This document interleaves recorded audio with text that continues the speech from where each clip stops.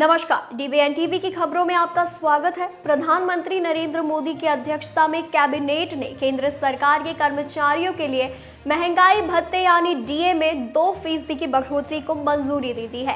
सरकार ने महंगाई भत्ते में बढ़ोतरी का ऐलान मार्च के महीने में किया है। ऐसे में 2 महीने का बकाया भी एक साथ जोड़कर मार्च की सैलरी के साथ दिया जाएगा।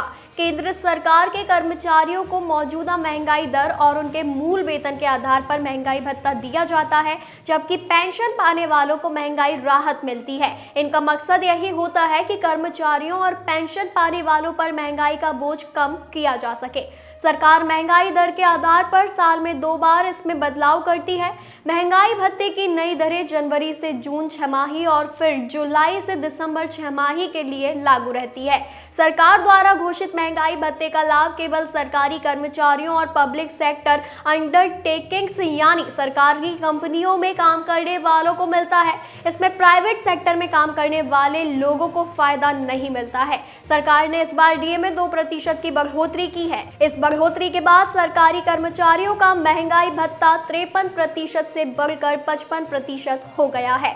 ये बढ़ोतरी all India consumer price index के जुलाई दिसंबर 2024 के आंकड़ों के आधार पर की गई है।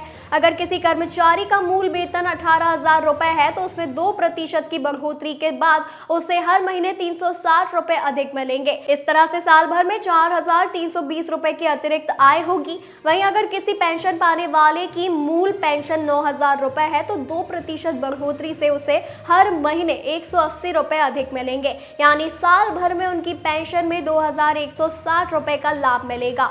महंगाई भत्ता सरकारी कर्मचारियों को दी जाने वाली एक राशि है जो बढ़ती महंगाई के हिसाब से उनके मूल वेतन को समायोजित करने के लिए दी जाती है।